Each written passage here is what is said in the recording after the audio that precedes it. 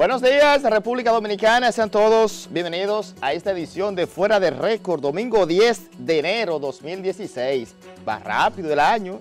Saludos especiales a todos los dominicanos que en la tarde, ya se podría decir, nos estarían viendo en directo vía Main TV, Canal 24 para Estados Unidos. Así que saludos especiales para todos. Desde la República Dominicana, un esfuerzo de este brillante equipo de producción para mantenerlo orientado de lo que está pasando no solamente aquí, sino también en parte de lo que sucede allá. La globalización, la información camina sumamente rápido y aunque usted esté en territorio norteamericano, muchas veces hay informaciones que uno la conoce aquí primero y viceversa. Hay veces que pasa algo aquí en la República Dominicana e increíblemente usted lo llaman de Estados Unidos. ¿Qué fue que pasó en tal sitio? Como dice una canción de Pochi, uno de los merengues de Pochi Familia. ¿Quién no tiene un primo en Nueva York? ¿Quién no tiene un tío? Señores, quiero iniciar con la noticia política de la semana. Las afirmaciones ayer del presidente Danilo Medina ha sido un elemento en un sentido llamativo, sin embargo, dejó abierta esa gran interrogante más allá del sentimiento político, se podría decir. Danilo dice que no hay un gobierno en la historia de la República Dominicana que haya sido más serio que su gobierno y levantó las manos en señal de que todavía sus manos están limpias. Si se va hoy del gobierno, decía Danilo, nadie puede acusarlo y que también ha cumplido con todas las metas, las promesas que hizo de campaña. Director, vamos a compartir con los televidentes parte de lo que dijo el jefe de Estado en ese acto de proclamación, donde fue proclamado como candidato por el Partido Cívico Renovador. Vamos a ver. No creo yo que la República Dominicana pueda tener otro gobierno tan honesto como el que nosotros encabezamos en la República Dominicana.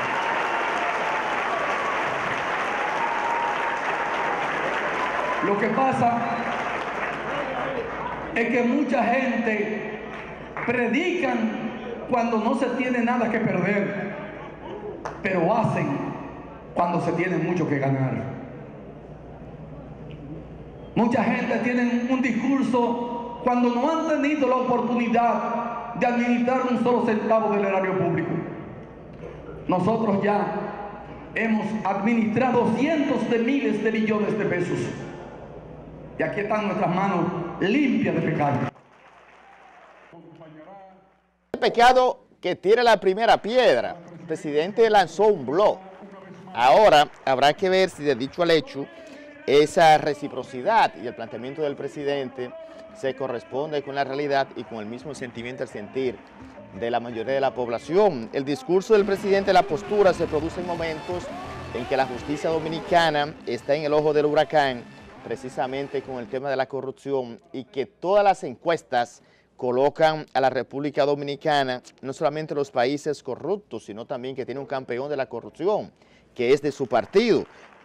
Esa situación, pienso que el presidente, más allá de llevar ese sentimiento de transparencia y de realidad, busca también, conociendo el presidente Danilo Medina, un hombre que mide todo, que conoce el quehacer político, es un hombre de Estado. Pienso que desde el punto de vista estratégico trazó la raya de pizarro de que como él tiene las informaciones, todas las encuestas hablan de que la corrupción es una gran preocupación en la República Dominicana. Pienso que con eso el presidente Danilo Medina, preparándose de aquí al domingo, donde va a ser proclamado de manera oficial como candidato presidencial por el Partido de la Liberación Dominicana, ya se va a iniciar la campaña de manera oficial. Ese es el acto de proclamación que va a dejar abierta su campaña.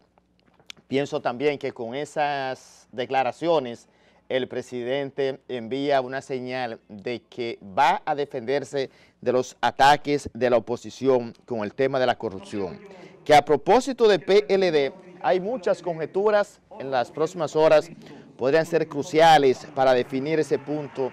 El comité político de su partido pueda definir qué va a pasar en los municipios Santo Domingo Norte, La Romana, San Cristóbal, Barahona, donde todavía los resultados de la convención son un interrogante. Y son un interrogante por la sencilla razón de que hay candidaturas en la parte municipal, en la parte de los senadores y diputados no, proclamados y ratificados una gran parte. Sin embargo, en la parte municipal, pienso que tiene un gran desafío el PLD. Santo Domingo Norte y San Cristóbal son dos plazas sumamente importantes y el buque insignia del PLD en los últimos 12 años, que es la provincia de La Romana, hoy se encuentra también en el ojo del huracán, luego de la afirmación del presidente municipal, Enrique Martínez, ex senador y esposo de la actual senadora, y de que el PLD, con la situación en la que se encuentra por las rebatiñas, corre el riesgo de perder las elecciones y perder todo. Las próximas horas, repito, cruciales. Ahora la Comisión Nacional Electoral que preside Lidio Cadet estarían convocando una rueda de prensa, me informan, para dar a conocer detalles, aunque ese informe final, tengo entendido, de que va a ser conocido por el comité político, porque la comisión debe rendir un informe. Pero no solamente el PLD tiene su situación, en el PRM se habla también, fue confirmada por el propio Juan Uvieres, diputado, y se perfilaba a Juan Uvieres como candidato a senador por el PRM, por la provincia de Santo Domingo. Juan Uvieres acaba de renunciar como candidato a senador del PRM por la provincia de Santo Domingo, alegando que había inconvenientes con el Partido Reformista Social Cristiano. Recuerden que la alianza del PRM con el Partido Reformista Social Cristiano a final de año fue la noticia política, y entonces, comenzando el año, ya se perfilaba Juan Uvieres en la posibilidad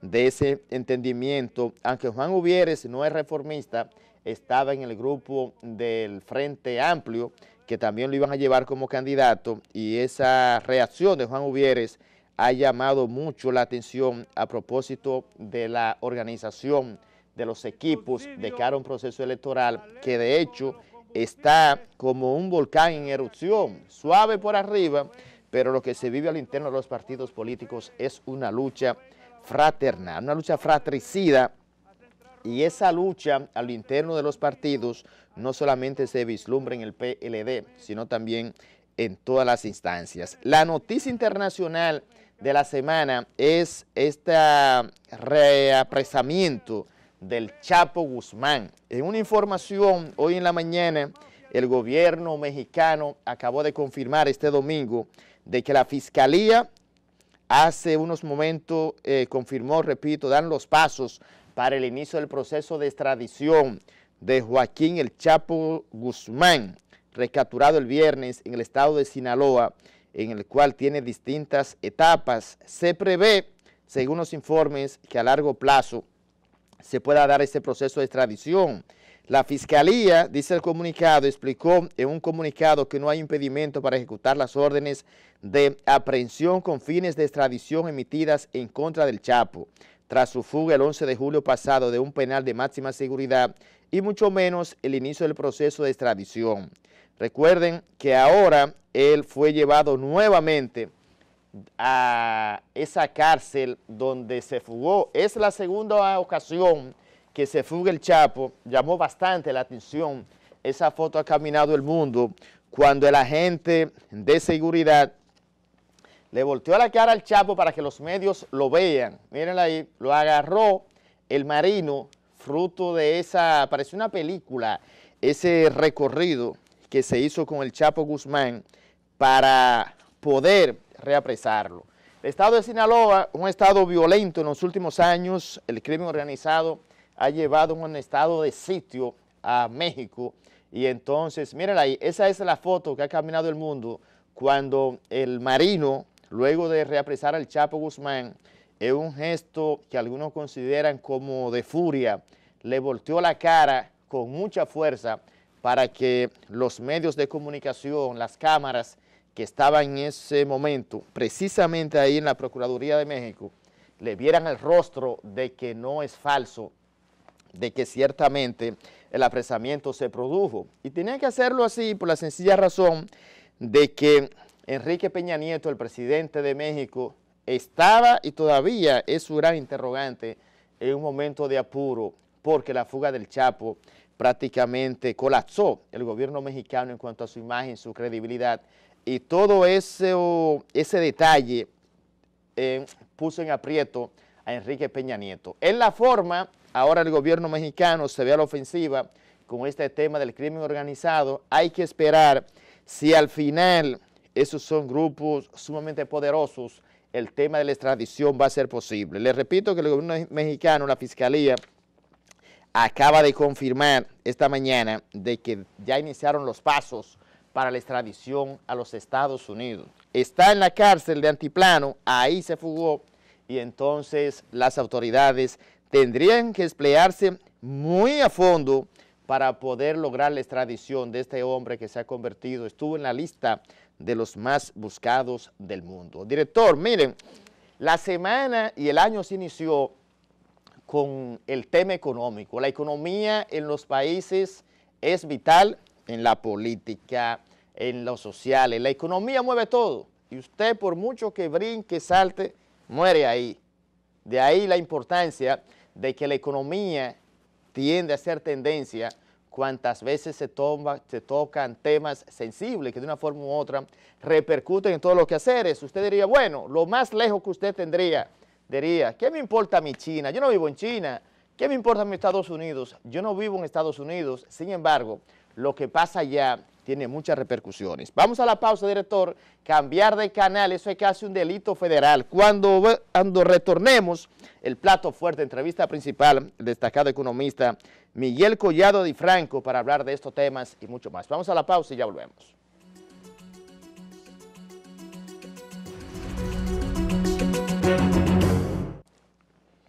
Gracias, señores, por estar con nosotros. Estamos en este plato fuerte, entrevista principal. Nos acompaña el licenciado Miguel Collado, destacado economista.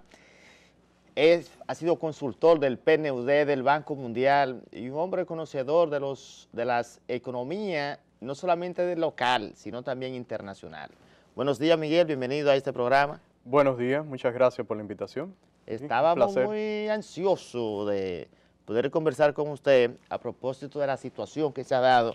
Comenzando el año, un año que yo he dicho que pinta con variables económicas halagüeñas en algunos, pesimistas en otros escenarios y otro como de reflexión. ¿Cómo vislumbra el panorama de la República Dominicana a propósito de este informe del Banco Mundial, que habla de un 7% del Banco Central, sí, que habla de este crecimiento de la República Dominicana? Bueno, como decías, este año es un año tratar de mantener la prudencia, no solamente por los hechos locales, sino también por lo que está aconteciendo en la economía internacional. Entonces, en República Dominicana podríamos hablar de ese informe, de ese crecimiento de 7%. Hay que tener en cuenta que está liderado ese crecimiento por el sector construcción y otro que tiene una ponderación, un peso importante dentro de la medición del Producto Interno Bruto, y hay otro sector que tal vez no tiene esa preponderancia, pero que creció mucho, que es educación, y si tú tomas esos dos sectores, están determinados por el gasto público, un gasto público de más de 120.000 millones en el caso de educación, y el gasto público en sentido general en obras públicas. Entonces, hay que tener en cuenta y no ser demasiado optimista en cuanto a esta cifra, porque lo que quise decir con esto es que ¿de dónde sale el dinero con que se gasta y se construyen estas escuelas, estos caminos, autopistas, y tú ves que te inciden en el sector construcción? El dinero sale de los impuestos o de endeudamiento público. Entonces, República Dominicana ha tenido una gran incidencia del endeudamiento público en los últimos años. Un endeudamiento público que desde el 2000 a 2014 creció más de 7%. Entonces, el año que viene, en la parte fiscal, es un año que hay que tener cuidado. Nosotros esperamos que las autoridades cumplan lo que han dicho, expresado públicamente, de que van a mantener la prudencia en el gasto público. Hay que recordar que en 2008... Está un año electoral. Perfecto. Y hay que recordar que en 2008, que fue un año de elecciones presidenciales, no elecciones generales como es este, que se van a elegir, tú tal vez tengas la cifra mejor que yo, pero son más de 4.200 cargos que van a ser electos. Sí, Entonces, casi 5.000 y pico de cargos. Bueno, el punto es, si es así, si en el año 2008 y en el 2012, que solamente fueron elecciones presidenciales, el gasto público se incrementó en el primer año 28% y en el 2012 40%, casi 40%, entonces eso nos debe decir, hay que tener mucho cuidado con lo que sucede con las finanzas públicas en República Dominicana en el año 2016, por el lado del gasto público, pero también por el lado de los ingresos, porque fueron presupuestados sobrevaluados, sobreestimados en el presupuesto que fue aprobado por el Congreso. Entonces, eso, una sobreestimación de ingresos, te quiere decir que tu déficit va a ser mayor si se mantiene el gasto, pero si se dispara el gasto, va a ser aún superior. Y las perspectivas del oro no son de que necesariamente tengamos un incremento en las exportaciones de oro, todo lo contrario, podría mantenerse a niveles similares o inferiores a los del año pasado, por tanto los ingresos por concepto de oro serían menores y tendríamos un efecto similar con el petróleo, que las perspectivas son de que siga disminuyendo. Para darte un dato, el jueves pasado, la canasta de petróleo de la OPEC llegó a menos de $28 el barril, un nivel que no se había alcanzado desde el 2003. La tendencia... ¿Cuánto? ¿28? Menos del 28. 27.95, si no me falla la memoria, el costo del barril de la canasta de los países productores. De los países productores. Ese no es el mismo, tú me dirás, bueno, pero yo veo que está a 30 y tanto, el Brent, a 33, y el de Texas. El de Texas, que es el de referencia de nosotros, pero Sí. ese es un indicador, en el sentido, si ya está bajando la canasta de la OPEC, eso lo que te quiere decir es que los precios seguirán, esos precios de referencia seguirán una tendencia a disminuir. Entonces, eso nos beneficia como economía, obviamente, eso disminuye costos internos, menos necesidad de divisas. Una fiesta para el gobierno. No necesariamente, porque lo que me quería referir es que los ingresos por concepto de impuesto de hidrocarburos disminuyen y es la perspectiva que va a suceder en 2016. Bueno, pero entonces los combustibles quedarían más bajos. No, eso está muy bien, pero lo que en la parte económica, para el bolsillo del consumidor, eso está perfecto. Es un commodity. Sí. Ahora, el punto ya para finalizar el análisis de la parte fiscal, lo que me refería era que los ingresos del gobierno se van a ver afectados por la disminución de los impuestos de esos relacionados con esos combustibles, con los combustibles, con los hidrocarburos. Entonces, ahí lo que quería era puntualizar que los ingresos van a ser menores. Entonces, si no se toma en cuenta que hay que controlar el gasto, podríamos tener un déficit superior al déficit del año 2015 y esperamos que no sea similar al de los años electorales anteriores. No lo siento tan pesimista como el informe del Banco Central, de ese crecimiento de un 7%. El crecimiento fue el año pasado. Ya dije dos factores que pudieron haber incidido en esa cifra de crecimiento, que no, o sea, hay cuestiones metodológicas. Pero la proyección del gobierno es que esa tendencia de crecimiento se puede mantener en comparación con los demás países de la región. De hecho, quiero compartir, director, este cuadro estadístico de comparación para ver qué usted piensa. Por ejemplo, veo mucho optimismo en el gobierno. Mire cómo nos comparan con la región. 7% República Dominicana, sí. Panamá 5.9, Bolivia 4.5, Nicaragua 4 puntos, Guatemala 3.9, Honduras 3.4, Colombia 3.1 y otros por debajo del 3%. El pueblo se preguntaría, sí. El pueblo común, ajá, ¿con qué se come ese crecimiento? ¿Cómo se traduce ese crecimiento en beneficio de la gente? No, interesantísimo que hayas mostrado eso, porque yo reitero, esas son cifras del año pasado, eso no es 2016, que es lo que nos ocupa el análisis de viendo hacia futuro. Y tú dices, eso parece muy optimista, definitivamente parece muy optimista, y para el año próximo, o mejor dicho, para este que ya inició, 2016, debemos evitar mantener ese optimismo por las condiciones internas que describíamos en la parte del efecto de las elecciones, pero también el hecho de que no se vislumbran, por lo menos hasta que no asuman unas nuevas autoridades, o sea, el gobierno, el que sea. Sin importar lo que sea. El que sea. En agosto del 2016 no vemos ninguna reforma estructural importante. ¿A qué nos referimos por reforma estructural? Para que la gente entienda lo que sucedió aquí en la década de los 90, que no tenemos reformas estructurales desde entonces, cuando hubo una reforma tributaria sensata, una de las mejores, más modernas en el mundo, una reforma arancelaria, tuvimos una ley de inversión extranjera, tuvimos unas elecciones muy prudentes de las altas cortes, tuvimos una serie de medidas que se tomaron que dinamizaron la economía y se tradujo esto en reducción de la pobreza, en reducción del desempleo.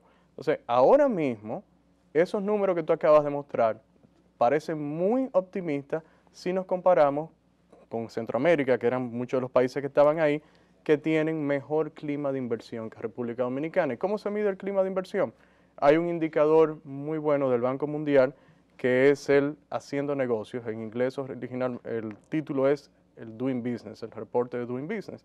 Si tú miras las economías de Centroamérica, vas a ver que tienen mejor posición en este índice en la mayoría de los componentes del índice. O sea, están mejor posicionados competitivamente que República Dominicana y tienen menores costos de combustible porque tienen menores impuestos y no tienen los márgenes fijos por ley que tenemos en República Dominicana. Con eso usted me quiere decir que para ¿Sí? los inversionistas extranjeros, cuando miden ese punto que usted acaba de analizar, ven otros países con mayores posibilidades para el clima de inversión que la República Dominicana. Objetivamente hablando, medido por ese índice y midiendo costos de electricidad y la calidad de la electricidad y lo que te cuesta a ti autogenerar, viendo los costos de transporte por kilómetro, cuánto te cuesta mover un furgón en Centroamérica o en República Dominicana, nosotros tenemos costos mucho más caros que ellos.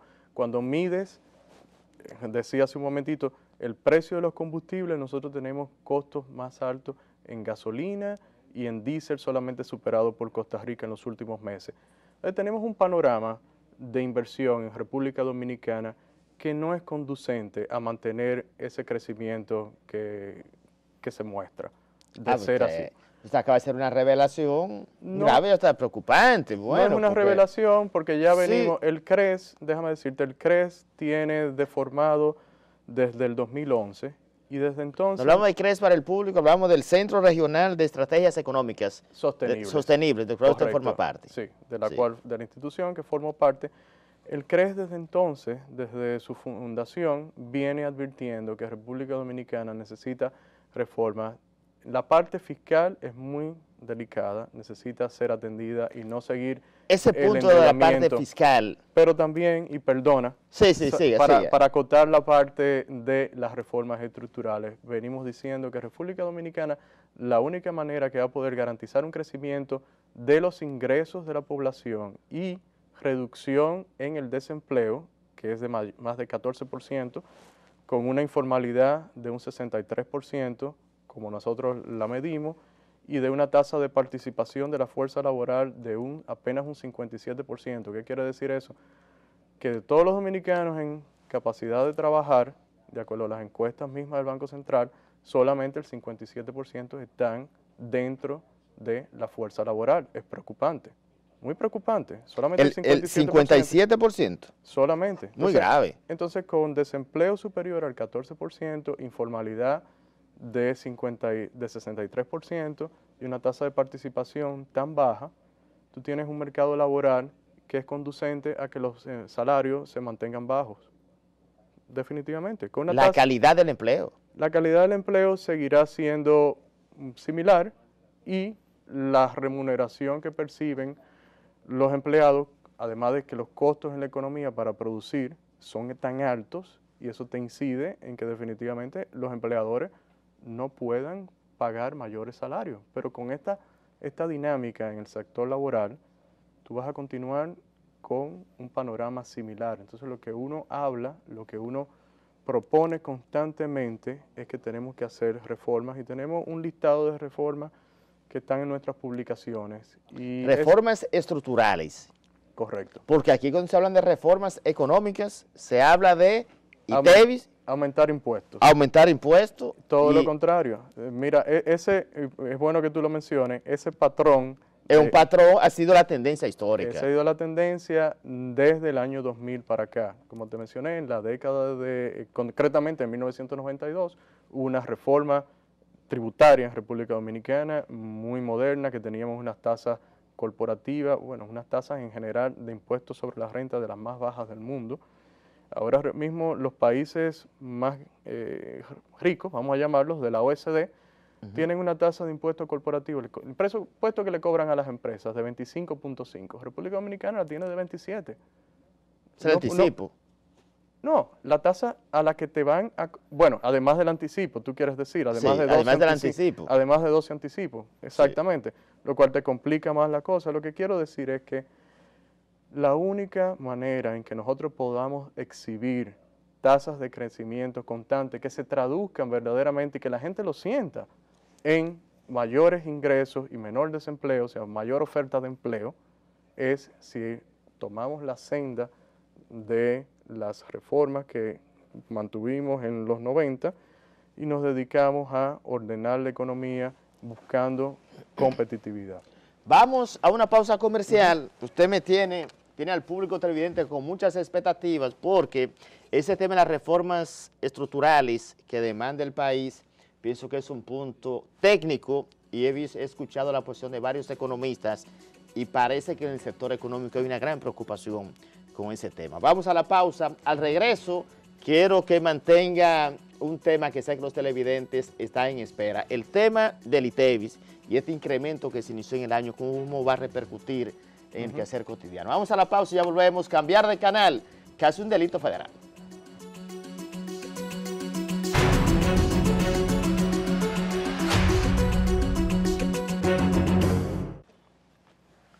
Continuamos conversando en esta entrevista principal, el plato fuerte, el licenciado Miguel Collado, destacado economista, miembro del Centro Regional para las Estrategias Económicas Sostenibles. Antes de la pausa, dejamos un tema que sé que los televidentes están ansiosos de conocer y también el año se inició con esa turbulencia generada por el incremento del ITEVIS de 16 al 18 para los artículos que estaban exentos, fruto de la reforma del año 2012, esa continuación. Quiero acotar que es del 13 al 16. Del 13 al 16. Sí, del 13 al correcto. 16. Del sí. 13 al 16, sí, tú tienes... Entonces provocó ese clima de incertidumbre. Sé que la gente hasta ahora se pregunta, bueno, en un país que no es muy dado al control de precios, ¿cómo va a repercutir esto, el impacto económico que esto pueda tener, aunque sea fruto de una ley? Bien, hay que tener en cuenta, sí, que esto es fruto de una ley, de la ley 253-12, que se promulgó a finales del 2012, del año 2012, y se puso en vigencia ahora, a inicios del 2013. Entonces, todos los años, desde entonces, hay una serie de productos que han venido grabándose, se empezaron a grabar, que antes no estaban grabados, y cada año se incrementa la tasa de impuesto al valor agregado, que en este país le llamamos ITEVIS, que deben pagar esos bienes. Entonces, aunque ya está previsto en la ley, muchas personas se enteran ya cuando inicia el año y se enteran de que se va a grabar. Y esto lo que está representando es, que hay una continuidad en el incremento de los impuestos de esta administración desde que inició, fruto de esa ley que fue aprobada al principio de la misma y que fue consecuencia de lo que sucedió en 2012, que ya hablamos anteriormente en el segmento, del incremento del gasto público que ese año se desbordó y fue superior al 39%, casi 40%, y es lo que uno dice que debe evitarse en este año electoral 2016.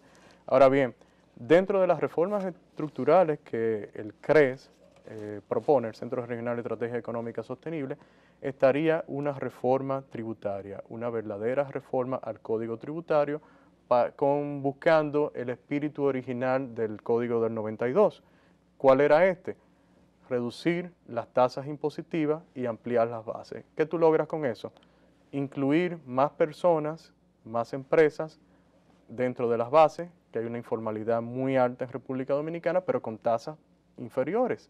porque si tratas de hacer eso con las tasas que tiene, administrar este sistema es muy difícil. Y lo que estamos viendo es que la informalidad se ha tornado muy alta y no se vislumbra cómo se va a reducir. Y nosotros lo que decimos es, no por ninguna experiencia de otro país, que sí la han tenido muchos países de esto que estamos proponiendo, sino por la misma experiencia de República Dominicana en la década de los 90, de que esta es la mejor vía para promover el crecimiento económico, pues se va a reducir la informalidad, la evasión, la elusión fiscal. ¿Y cuál es la consecuencia? Vas a tener mayores ingresos y la presión tributaria que se pretende subir con este tipo de mal llamadas reformas es la única manera. Son distorsiones al sistema. Podemos llamarle parche, como tú bien dices, hay muchos que le llaman así. Nosotros a este último le llamamos un incremento generalizado de impuestos, que no incrementó la presión tributaria. Ahora mismo la presión tributaria al año próximo, de acuerdo a nuestro estimado, va a estar a niveles similares a lo que había en 2012. ¿Por qué? Porque ¿De cuánto hablamos? ¿De 14? Estamos hablando de menos de 14, entre 13.5 y 14%. Y no muy amplia, no muy alta. Es una presión tributaria que a nuestro entender debiera ser suficiente para administrar el Estado dominicano. Nosotros hablamos en comparación con los países de la región, si queremos competir. Lo que pasa es que... Y sacar pechito y sacar mollero, de que mira, estamos bien en comparación a los países de la región. Entonces, ahora, ¿qué mecanismo de compensación vamos a tener, licenciado? Con una propuesta como la nuestra, debo acotar, si se hubiese implementado como la del CRES, la presión tributaria en este año 2016 hubiese sido superior al 18%, sin mayores esfuerzos, más que teniendo una economía más dinámica, teniendo una base más amplia de contribuyentes, con menores costos para los individuos, la familia, que en vez de pagar un ITEVIS del 18% o del 16%, porque ahora tenemos dos tasas, tendrían un ITEVIS menor. Igual el impuesto sobre la renta para las empresas y para los individuos sería menor que lo que tenemos ahora mismo. Para la persona física. Para la persona física, correcto. Que fue, de nuevo, repito, y no podemos dejar de repetir esto, que fue la experiencia que tuvimos en este país en la década de los 90. Hay un punto que quiero que me precise. Como este programa tiene un público diverso y estamos tocando un tema muy técnico, con la propuesta que usted plantea, que me parece muy interesante, ampliar la base del ITEVIS significa que se pague por todo ITEVIS. Se reduzca de 18 a ¿cuánto a usted le gustaría? Bueno, de 18 a 12, por ejemplo, y que todo pague para evitar la informalidad. Debo decir que no todo pagaría, quedarían mucho, la gran mayoría de los servicios estarían exentos.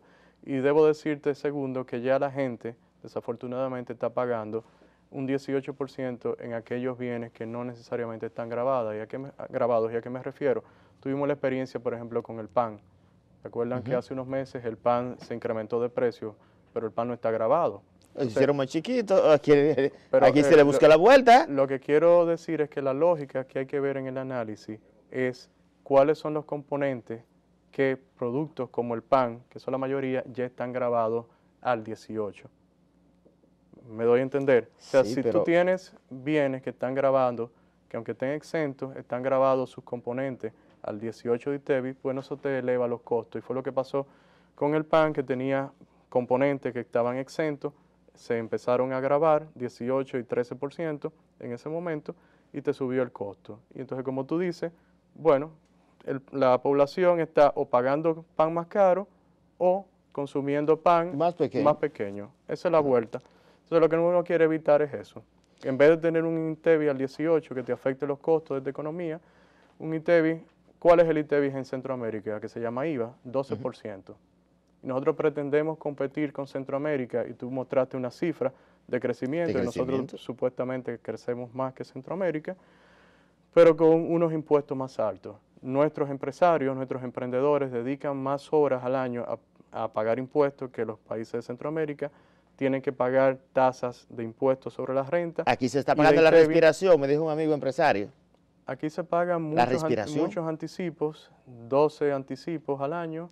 Eso te interrumpe el ciclo normal de cobro de una empresa o el ciclo de ventas, donde tú vendes y tú luego cobras, y sería lo ideal que tú tuvieras un respiro para poder pagar el impuesto de eso que tú cobraste. Pero no, aquí tú tienes que vender y pagar impuestos sobre algo que tú vendiste a crédito que no has cobrado.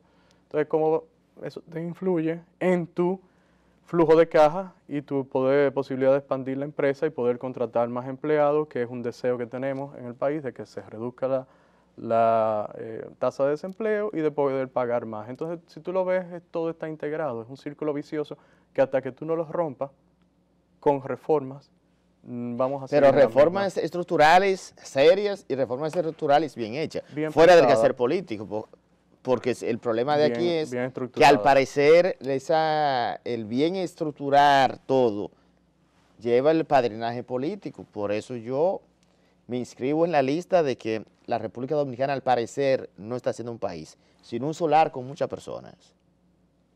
Porque cuando uno analiza los diferentes focos, segmentos de crecimiento económico, sociales, como que estamos en un círculo vicioso. Bueno, lo que uno dice es que, repito, mira, una ley que es parte del ordenamiento jurídico del país, una ley muy importante, la Ley de Estrategia Nacional de Desarrollo, te demandaba, o sea, te exigía, mejor dicho, 3 pactos que debían cumplirse. Pero la propia ley comenzó a violarse a la semana de su aprobación. Sí, es lamentable. El pacto eléctrico, por la educación, el pacto eléctrico y el pacto pacto fiscal. Entonces el eléctrico ha quedado pendiente, no sabemos cuándo se va a aprobar. Y el fiscal, bueno, uno pensará que será ahora en este año, el 2016, pero lo que esperamos es que no sea en medio de un ambiente fiscal parecido al del 2012 y que prime la prudencia, la sensatez y se vea las experiencias pasadas de República Dominicana con una verdadera reforma tributaria que nos hizo mucho bien en términos de inversión y creación de empleos. Licenciado, se nos terminó el tiempo, le agradezco infinitamente su participación. Gracias por ese tour económico de mucho conocimiento, una cátedra económica hoy domingo en la mañana. Pensé y pienso que no caía mal y no cayó mal. Bueno, así que le agradezco placer. infinitamente. Muchas gracias. Muchas gracias. Muchísimas gracias. Ahora, señores, la intervención del licenciado Miguel Collado, miembro del Centro Regional de Estrategias Económicas Sostenibles, ese recorrido económico regional a propósito del informe del Banco Central que hablaba temprano, comenzando el año, de un crecimiento de un 7% en la economía. Miren, señores, a propósito de economía, la Dirección General de Impuestos Internos reveló que el 93.7%, casi el 94% de la capacidad de vehículos de motor adquirieron sus dueños el marbete. Sin embargo, ese plazo se venció el pasado viernes. A partir de ahí, la Autoridad Metropolitana del Transporte, la AMET, ha iniciado una gran ofensiva contra los conductores que todavía no la tienen. Pienso que se le dio el tiempo suficiente. Vamos a hacer contacto con Diego Pesqueira, el vocero de la Autoridad Metropolitana de Transporte, para que nos diga a ver qué está haciendo la AMET y cómo están las calles, lo que están haciendo. Buenos días, Diego Pesqueira, distinguido amigo y colega. Buenos días, hermano Lima, ¿cómo está usted? De antemano, en nombre de este equipo de producción, felicidades. Sé que está de cumpleaños. Le deseamos que Dios le dé mucha vida y salud y que siga trabajando. No, en estos momentos acá estamos saliendo de los distintos operativos que está realizando la Autoridad Metropolitana de Transporte AMET en distintos puntos del Distrito Nacional, el Polígono Central y el Gran Santo Domingo. Como todos ustedes saben, la AMET está en estos momentos viabilizando, está trabajando para prevenir accidentes, pero al mismo tiempo estamos trabajando para detectar todos aquellos conductores que están utilizando las vías en vehículos desprovistos del marbete o permiso para que un vehículo de motor pueda circular en este 2016. ¿Qué cantidad de vehículos y de conductores han sido apresados luego de vencerse este plazo? Mira, sobrepasan los 200 vehículos ya retenidos por AMET por ser sorprendidos en violación a la ley 241 sobre tránsito y sus modificaciones. Esos operativos, además del Gran Santo Domingo, el distrito, los reportes del interior, a veces en los pueblos la situación es muy diferente a la capital y hay una parte aquí bien fuerte y entonces en los pueblos la gente anda así también. ¿Eso se extiende a las demás provincias del país? Claro, en todo el territorio nacional la Autoridad Metropolitana de Transporte AMET tiene presencia y en tal sentido estamos trabajando hombro con hombro en todo el país. Diego, ¿cuál es la situación, este grito nacional con los conductores, con el tema de las luces? La AMET inició de manera bien efectiva y eficiente temprano en noviembre, diciembre, a hacer operativos de prevención contra esas unidades que andan desde las 5 de la tarde totalmente oscura. Usted le da 5,000 pesos por un chin de luz y lo pierde porque nadie tiene nada. ¿Ese operativo se detuvo o se va a continuar? No, mira, la AMET no trabaja con operativos, la AMET es persistente en el trabajo que realiza. A diario se fiscalizan entre 15 y 20 conductores que son sorprendidos con las luces de su vehículo, tanto trasera y o delantera, que está fallando o que no la tienen. Eso es un trabajo persistente porque un vehículo que esté circulando sin luz es un problema, no solo para el conductor del mismo, sino para los demás usuarios de las vías. Pesqueira, muchísimas gracias por ese reporte, por edificar a los televidentes y al país con este tema de los marbetes, porque definitivamente, de acuerdo al último informe de la DGI, repito, 93.8, casi 94% de los usuarios adquirió el marbete. Gracias, Diego Pesqueira. Visitarlo, pero en comparación con años anteriores, este año muchas personas cumplió por encima del promedio de años anteriores. Sí, ciertamente. Bueno, muchísimas gracias. Era la intervención de Diego Pesqueira, vocero de la Autoridad Metropolitana del Transporte, AMET, a propósito del vencimiento por parte de la DGI de la renovación de los marbetes para los vehículos de motor. Miren, señores, el próximo domingo es el acto oficial de la proclamación. Se va a iniciar la campaña del presidente Danilo Medina. Muchas conjeturas me informan, una información aquí desde Dajabón, Montecristi, el acto de proclamación de Sonia Mateo. Me preguntan que qué va a pasar con el tema de Félix Bautista y la proclamación del senador de San Juan. Las informaciones que tengo es de que Félix Bautista no va a ser proclamado por el presidente Danilo Medina. No va a ser proclamado Félix Bautista y entonces tener la información, la doy en exclusiva, sino que la campaña se va a iniciar después del domingo. Ya se van a hacer varios actos simultáneos en algunos lugares. En ese conglomerado, en ese combo, Félix Bautista va a arrancar su campaña normal en San Juan y el presidente no le va a hacer así por asuntos de tiempo, de logística y de cosas, pero recuerden que se han dado una serie de situaciones.